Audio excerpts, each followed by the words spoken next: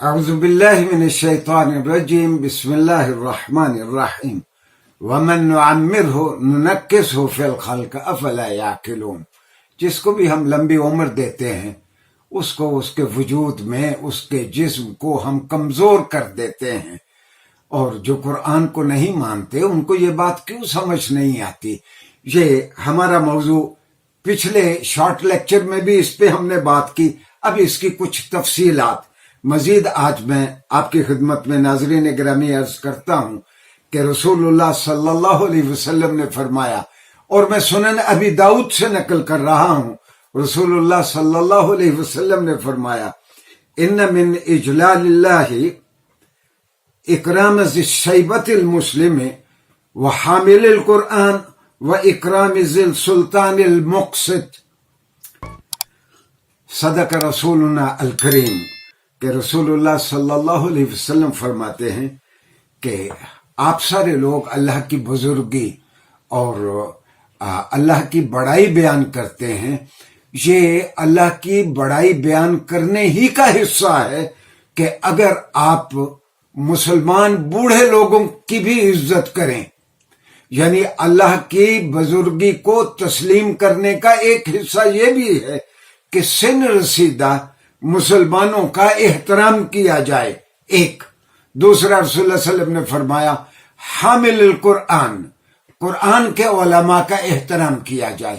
جو قرآن کو جانتے ہیں، قرآن کے مطالب کو سمجھتے ہیں، قرآن کے مطالب کو لوگوں کے سامنے بیان کرتے ہیں، حاملین قرآن کا احترام کیا جائے۔ اور رسول اللہ صلی اللہ علیہ وسلم نے فرمایا تیسرے کہ جن کا احترام بالکل اسی طرح ہے جس طرح آپ اللہ کی بزرگی بیان کرتے ہیں، اگر آپ کا حاکم انصاف پسند ہے، ہر کسی کے ساتھ برابر قانون کو لاگو کرتا ہے، اس کا احترام کیا جائے۔ یہ بھی ایسے ہی ہے جس طرح اللہ کی بزرگی اور اللہ کا احترام ہے۔ اور کنز العمال میں ہے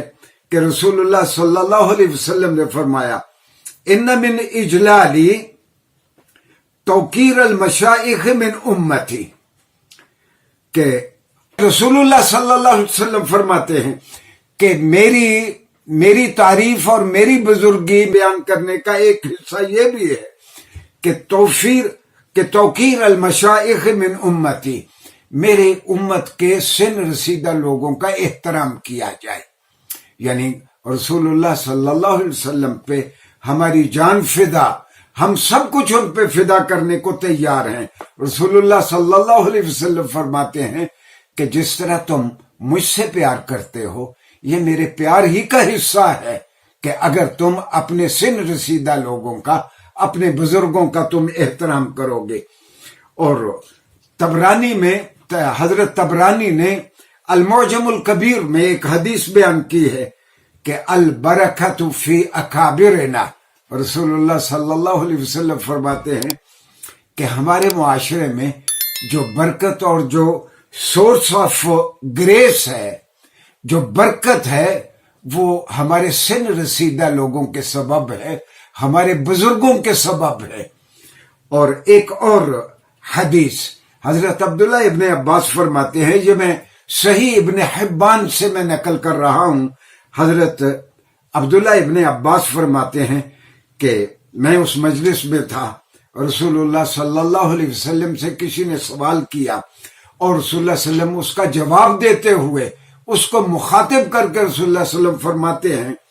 البرکۃ مع اکابرکم، دیکھو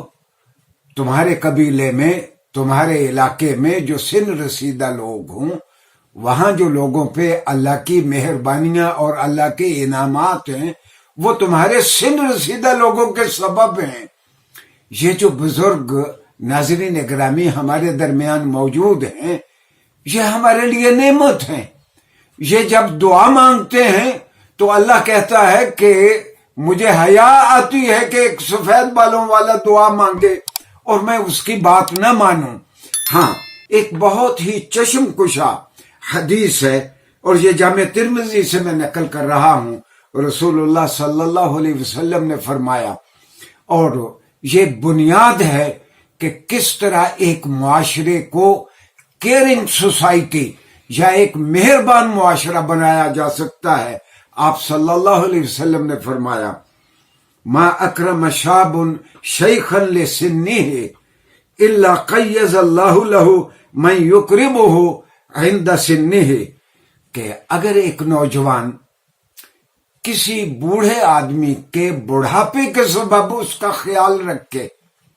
उसके बुढ़ापे में उसका ख्याल रखे, अगर वो बीमार हो तो उसको दवाई ला के दे, उसके उठने बैठते हुए देखे कि उसको कोई नुकसान तो नहीं पहुंच रहा, उसके शब रोज में उसका ख्याल रखे, तो अल्लाह ताला ऐसे नौजवान के लिए किसी एक शख्स को पाबंद कर देगा, उसको अपॉइंट कर देगा गोया अल्लाह, कि जब वो बूढ़ा हो तो कोई और नौजवान आए जो उसका ख्याल रखे। नाज़रीन गिरामी, ये जिंदगी इसी तरह है, इस हाथ दे इस हाथ ले। अगर हम में से जो जवान हैं वो अपने बुजुर्गों का ख्याल रखेंगे, यकीन जानिए कल फिर उनका भी ख्याल रखा जाएगा। और एक खुदाशनास मुआशरा तभी बनता है जब साल खुर्दा लोग, सिन रसीदा लोग भी मौत का इंतजार न करें, बल्कि वो अपने बच्चों के दरमियान, अपने पड़ोसियों में, अपने मिलने वालों में, आम लोगों में वो खुश होकर रहें। और अब तो पाकिस्तान में भी और इस्लामी मुल्कों में भी ओल्ड होम्स बन रहे हैं कि बच्चे अपने वालिदैन का ख्याल नहीं रखते और वालिदैन बच्चों की बेइतनाई से घबरा के खुद कह देते हैं कि हमें अब आप ओल्ड होम में छोड़ दें। जो बच्चे आज अपने वालिदैन का ख्याल नहीं रखेंगे, कल उनका भी नहीं रखा जाएगा और अल्लाह उनसे इस बारे में पुरसिश करेगा। शुक्रिया जी।